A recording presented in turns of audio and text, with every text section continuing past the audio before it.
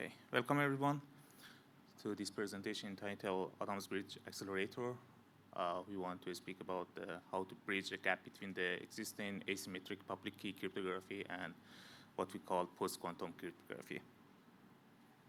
So we are from Microsoft, Mojtaba, Bharat, Bryan, and in this presentation, we want to speak about the brief introduction about the post-quantum cryptography. Then we will review the NIST PQC standardization process and our motivation.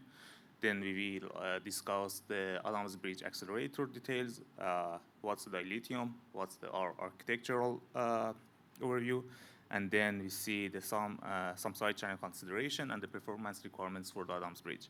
Then we have a conclusion at the end of the presentation.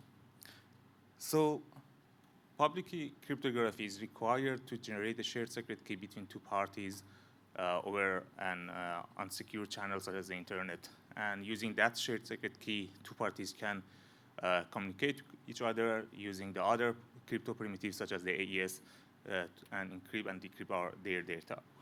So the current public key cryptography, RSA and ECC, are based on some mathematical problems, factorization of large integers and discrete logarithms. However, these problems can be easily solved when you have a large scale of the quantum computers, which means that we need to develop a new framework, a new mathematical fundamental to be secure against quantum computers, which is called post-quantum cryptography. So we have to migrate to PQC to protect our data, our information, against both quantum computers and don't forget about the classical computers. There are several different approaches to develop these types of the framework and have a different quantum safe actually cryptosystems. And one of the most promising approach is the lattices, which leads to better performance, efficiency, and also key size. So based on this need, NIST has started a PQC standardization process from 2016 with 69 different candidates. And after several years and after several rounds of evaluation and actually process of these candidates, in July 2022, some initial schemes have been selected. And last year, we have the first draft of these schemes. And hopefully, in the next actually few months, we will have the final FIPS documentation for these new crypto systems. So you may ask, why now? We don't have quantum computers right now. So why we need to use the PQC algorithms when there is no quantum computers? The answer is, in most of the cases, our information needs to be kept secret for a while, not only for the transit actually process.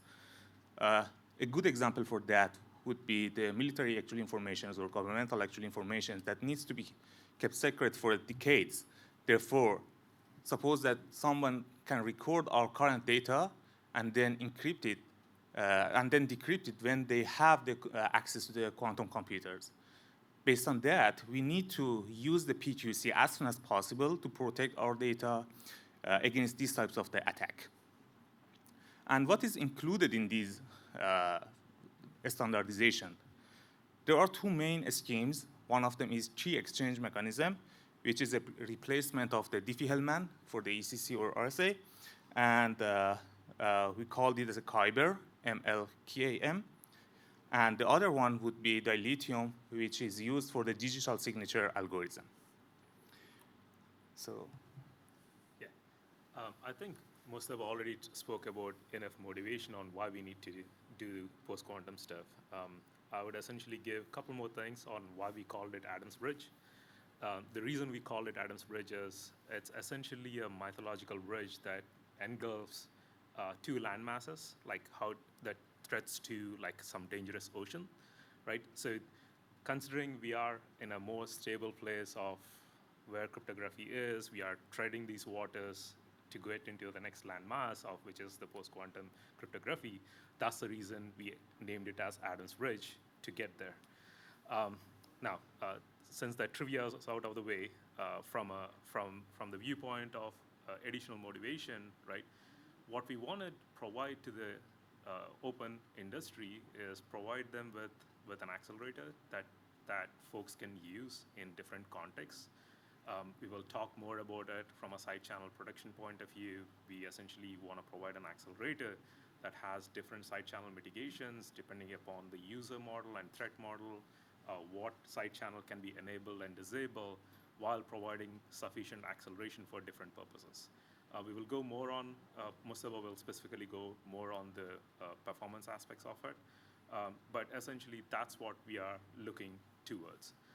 And obviously, since we want a use mode of a specific functionality, our first target would be Caliptra, into which we want to embed an embedded version of Adam's Bridge into Caliptra, into its 2.0 timeframe, as some of our colleagues previously introduced.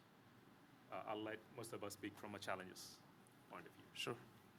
Okay. So the main challenge here is the PQC standardization is not finalized yet, and when we're speaking right now, there are some ongoing actually updates on the FIPS documentation, and we have to be aligned with, compatible with what NIST actually standardized. So that's actually one of actually main challenges here. The other things is the previous development of ECC and RSA cannot be reused because we are dealing with a different framework. ECC, RSA needs some large integer multiplication arithmetic, something like this, but lattices needs actually different framework, and we cannot reuse what we have for the previous crypto algorithms. The other things is during all these actually years, previous years, that this schemes is under process in the NIST competition. We cannot reuse those actually existing designs because of different factors. One of them is some designs from the academia or other actually things focus on performance on other things, and they forgot about leakage in the arithmetic and their operations. And the other actually challenge here is, as I mentioned, there are some changes, some major changes in the previous actually rounds of the NIST competition that cause these actually, we cannot reuse those implementation in our current product.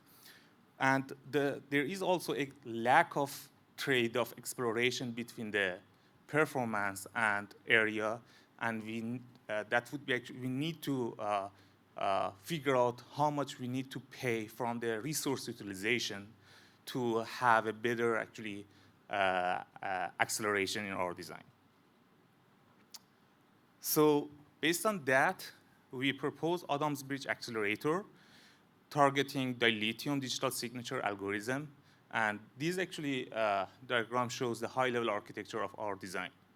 We target two different performance levels, one for embedded architecture and another one for the high-speed architecture. And both these design would be a unified architecture and supports all the required operations in dilithium, which means it can support keygen, signing generation, and signing verification, all of them using the same core. This design would be pure hardware with a hands-off interaction, and there is no firmware software interface in between. You feed the required actually input at the first, and then after the process, you will see the output at the end. And we also want to embed different SCA countermeasures to protect our actually architecture from the leakage point of view. So just before actually going to the architectural of our design, wants to review what's the dilithium and what is the security of the dilithium based on. So in the PQ system, in the lattices, dilithium would be a learning with errors types of the lattice-based crypto. And in that case, suppose A is your public key, and S is your secret key, and the multiplication between A and S results in T. So at the first equation, that would be very easy if you have the blue vectors, blue variables, to find the red or secret actual values here. So you can easily compute the inverse of the A, and then the A inverse times T results in your secret key. However, adding a noise to the product of A and T makes this equation to a quantum safe problem, and even a quantum computer cannot resolve this equation because this equation has more than one answer, and also because of the large dimension of these vectors, that would be very actually hard for the computers to find the exact answer for that. So there are still some challenges to implement this equation. The first one is because of the, as I mentioned, because of the large dimension of these vectors and matrices, we need several random values to fill each element of these vectors. And the other actually challenges is there are several multiplication between the vector and vectors and vector and matrix, and it actually needs lots of latency. So for this randomness, we use the Kerchak, which is a SHA-tree hashing algorithm, coupled with samplers, different samplers, to fill these polynomials. And also we use the entity engine to accelerate our polynomial multiplication. So I don't want to actually go through these details of these equations, but for the polynomial multiplication, we use entity to just actually to reduce the complexity of our multiplication from n squared, which is a school book actual multiplication, to n log n. Considering the dilithium parameters, using the entity can reduce the complexity of the polynomial multiplication by around 97% using actually this method. So what is the entity? Entity is a iterative butterfly operation, and in each butterfly operation, we take two coefficients and do some actual arithmetic operation, and then we generate two new coefficients at the end. We developed a 2x2 arrangements of butterfly operations for our entity engine, which results in a highly parallel and pipeline architecture, and we can achieve higher actually efficiency and performance from this design. We developed a reconfigurable butterfly core that can be used for both entity, inverse entity, and pointwise multiplication. And these actually, this consideration can enhance our design from resource sharing point of view. Using this actual method, we can have several coefficients at the same address of memory, and based on that, we can reduce actually our, we can resolve our memory bandwidth limitation and enhance our design from actually that point of view too. For the Kerchak and samplers, there are different samplers in the dilithium, and we design and optimize architecture for each of them, and they are tightly coupled with the Kerchak core without any memory access in between. Therefore, there is a direct path from the hashing algorithm to the samplers, which reduce the size of the memory, and we can optimize our actually area from that point. There is also another path from the samplers to the arithmetic operation that again reduce the cost of the memory in between, and we do not actually need to pay for the memory latency for all these operations. So we have to, for this actual architecture, we have to balance the throughput between the hashing algorithms, the samplers, and the polynomial multiplication. All of them should have the same throughput and match actually the throughput between them. From the side channel point of view, all of our arithmetic are constant time and without any secret dependence, branching, or memory accessing to avoid any timing or simple power analysis attacks. We also consider masking countermeasures for protecting our design from the DPA attacks. And also we have a constant time and control flow countermeasures for the template attacks. These countermeasures, specifically the masking countermeasure, would be at the cost of more area utilization and also latency, which it actually makes sense. From the performance point of view, so although ECC and RSA signing, for example, operation, after each signing, you have a signature that would be valid. But in the PQC algorithm, there are some validity check at the end of the signing operation. And in most of the cases, these signature leaks some information and needs to be actually repeated until all the validity check can be passed. So as you see here in this actual graph, we have, in most of the cases, we have more than one round of the signing to achieve a valid signature. And after that, we can publish our signature to the user. So each signing operation takes around 35,000 cycles, which is around 88 microseconds at 400 megahertz. And the average rounds for the producing a success to producing a valid signature would be 3.85, which means that the average latency of the Adams Bridge Accelerator for the embedded system design would be 336 microseconds. But if you consider the worst case scenario when the signature has been rejected for several times, and considering 99.99% success rate, you have to redo all of our operation 31 times, which takes around 2.7 milliseconds. An ECC 384 signing operation takes around 2.5 milliseconds. So still, in most of the cases, PQC algorithm is faster than ECC, and even in the worst case scenario, it would be comparable with the ECC. So to conclude, there is no doubt that we have to use the PQC, and we propose the Adams Bridge Accelerator for the PQC dilithium for the cloud infrastructure to resolve the challenges of performance, efficiency, and SCA protection. So we use the highly parallel pipeline entity architecture to accelerate our design, and you can actually speak about the next steps. Yeah, one more thing, Mojtaba, you may want to add is the way the design is going to combine the Kyber going forward. Even though we are working on the dilithium, the blocks that we have introduced and added are reused, and it would be a singular block that will support both key exchange and signing together. And the second thing that we want to mention is it's going to be part of CHIPS Alliance. It's going to be an open source entity. Folks can feel free to contribute to it. We will provide the initial design, but folks can consume it. It's going to be on Apache license, similar to Caliptra.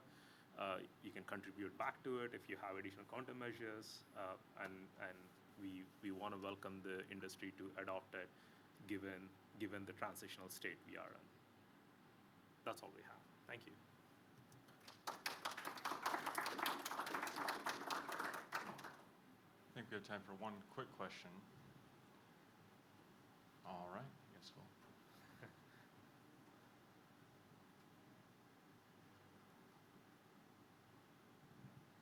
Thanks, and great work. You mentioned the parallel pipeline architecture, the NTT with the butterfly cores. Is there an area power performance trade-off? Like if you went wider, more cores, would we accelerate that and add additional Shaw engines? Or is it a case of just bumping frequency to go faster and bigger? So we have to address in multiple ways. I'll let Mojtaba answer the entity front. But as we go to the high-speed accelerators, we truly want to make the design to be potentially even at a 1 gig with respect to convergence, which means that we have to potentially add more pipe stages. The plus point there is some of the countermeasures that we are looking at require us to add pipelines already, which means that converging to a higher frequency is technically easier, especially when using countermeasures. And we always recommend folks using countermeasures when you're using this, because most of the applications where you want to go there will require you to have n number of countermeasures. So we think the design should converge, especially with the countermeasures. And the more challenge would be a design without countermeasures, and that's where you have to see where you land in terms of the spectrum of application. But on the entity, I'll let Mojtaba answer. I'm glad to move on, so Yeah, all right. Okay, you can. thank you. Yeah.